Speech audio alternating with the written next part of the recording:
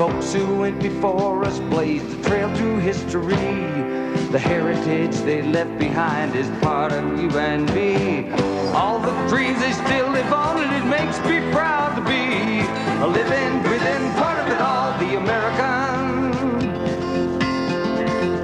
legacy.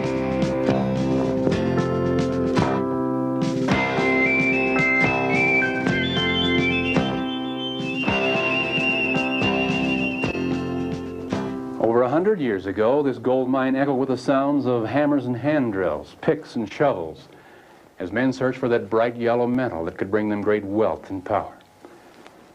Sometimes they would even dig out pieces of ore like this. Looks like the real thing, doesn't it? Its yellow reflection gives it that appearance. And yet it's not gold. It's what geologists call pyrite, or what the miners called fool's gold. This is what the gold miners were looking for. What to you and me would look like an ordinary piece of rock.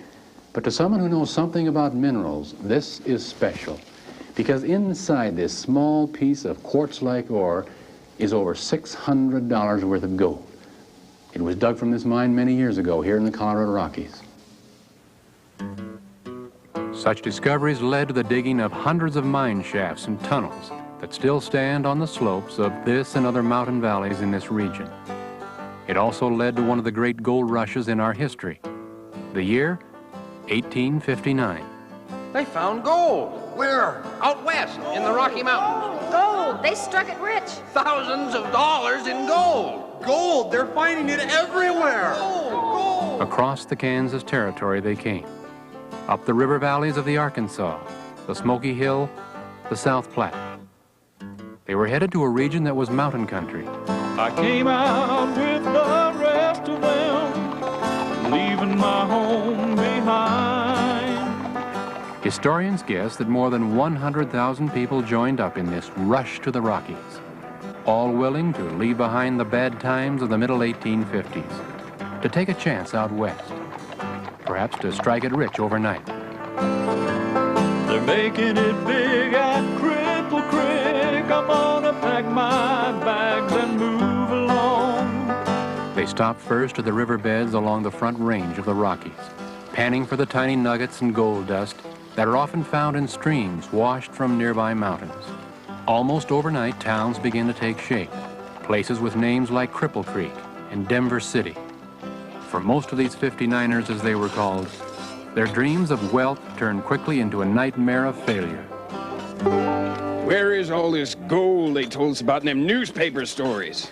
I ain't seen none of it. I've panned up and down this stream for a week, and all I got to show for it is less than 50 cents worth of the darn stuff. If I could get my hands on the men that spread those lies about what's out here, well, I'd... Waiting for Lady Luck to deal me right. I'm just waiting for Lady Luck to deal me right. Disappointment and bitterness replaced earlier feelings of excitement and hope. Over half of the 59ers who made the long journey to this region gave up and returned to where they had come from. The gold boom was rapidly becoming a gold bust. And it would have been, except for what happened here on May 6, 1859. On that historic date, a man with the name of John Gregory discovered at this very site near what is now Central City, Colorado, the outcroppings of a rich lode of gold. A lode of gold is really a vein of gold ore, part of it sometimes lying close to the Earth's surface. It usually contains a high percentage of gold-bearing quartz rock. Gregory's lode discovery was one of the first of its kind in this whole region, and the news of it set off a stampede into these mountains that was unbelievable. Almost overnight, thousands of men and women invaded the area. Claims were staked, tents were set up, trails and crude roads cut into the mountains. Mining camps sprang up everywhere. Out came the gold, often separated from the ore by the use of the sluice, a long slanting wooden trough. As the ore was washed by water, it slowly tumbled down the trough. The heavier gold particles that broke off would sink to the bottom of the sluice and be trapped next to thin crossboards, placed at regular intervals. The amounts of gold found in and around Central City were staggering. People back east refused to believe the stories they heard. Newspapers sent very important men to see what was happening out west. One such gentleman, Mr. Horace Greeley of the New York Tribune, returned from the Gregory diggings with important news for the country. Please be seated, gentlemen. Excuse my limp, result of a slight stagecoach accident near Denver. Now, what can I do for you gentlemen today? Mr. Greeley, tell us, if you will, have you actually seen gold dug from the various mining sites out there? Yes, gentlemen. I must admit that I've seen what one company took out of the ground at a cost to them of not more than $25. It was a lump of ore estimated to be worth over $500.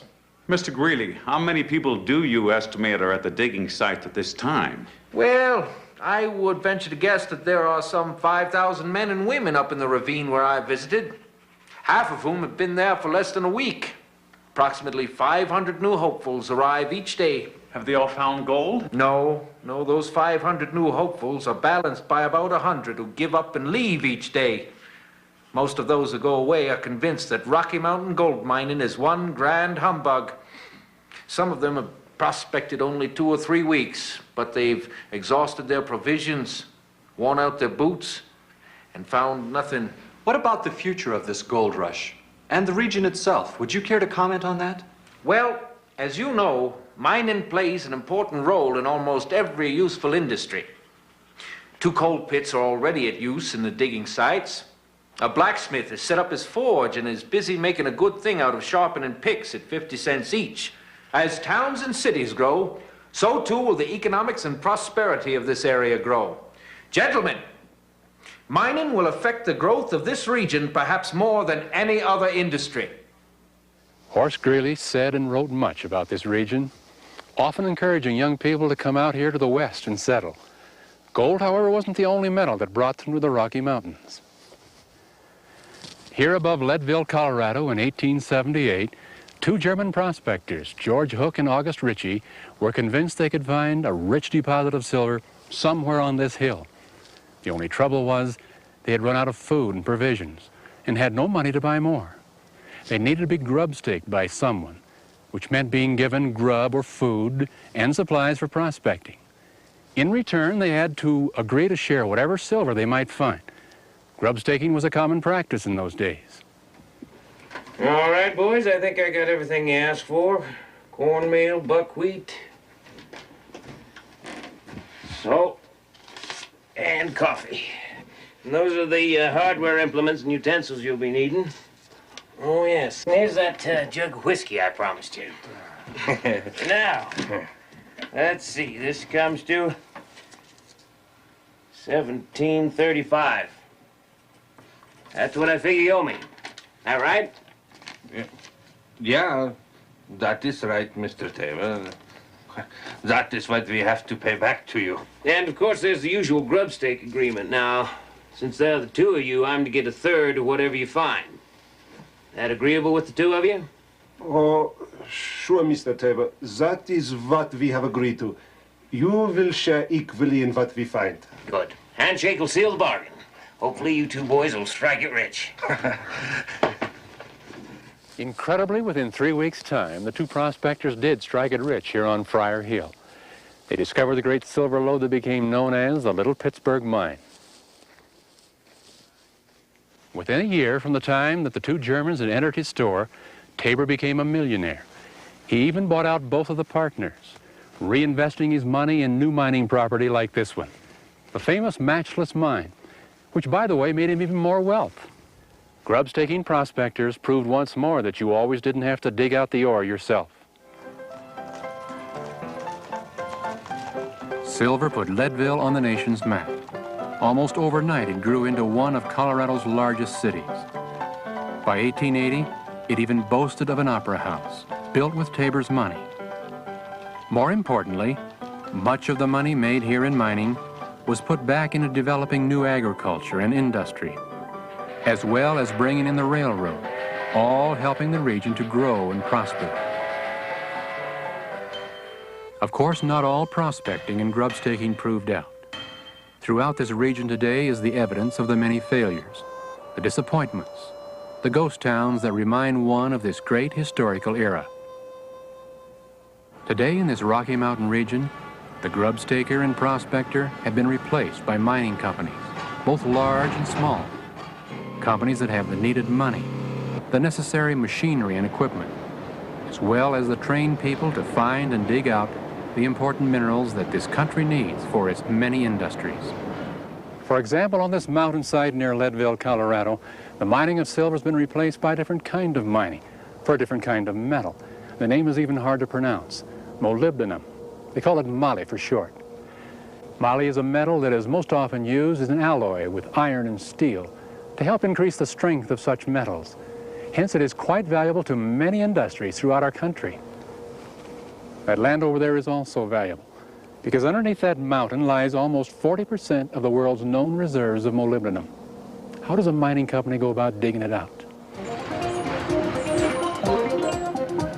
Well, if the ore lode lies close to the surface, the company may dig an open pit mine like this one. Some of these surface mines are thousands of feet across and hundreds of feet deep.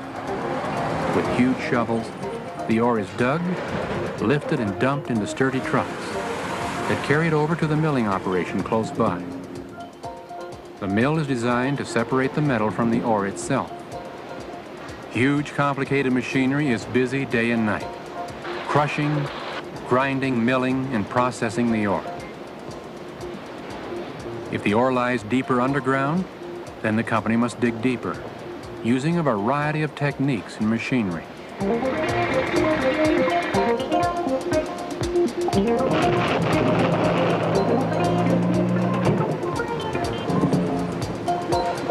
Often the end result of early mining operations were waste dumps like this one. These are called tailing ponds, a place where a mining company stores the waste materials left over after separating the metal from the ore itself. Many times, people living close to such tailing ponds have expressed strong objections to such areas as ruining their environment.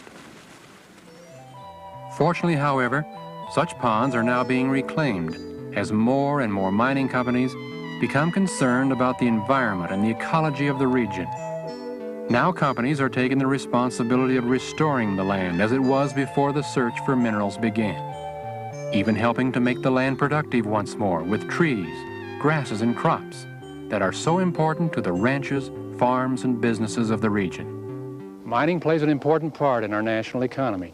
It affects every one of us, whether we live in Colorado, New York, or Florida, because almost every substance that man gets from the earth is obtained from some type of mining operation.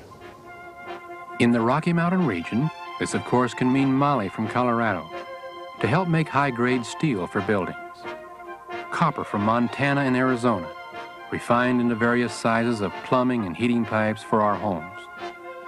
It can mean coal from Wyoming to fuel our cities and industries. It could be gold and silver from Idaho and Nevada to make all types of jewelry.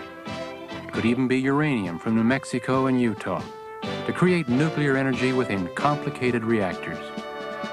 Mining has played an important role in the development of this region from the time of the 59ers and the Silver Kings up to the modern technology of removing new important minerals for our industries.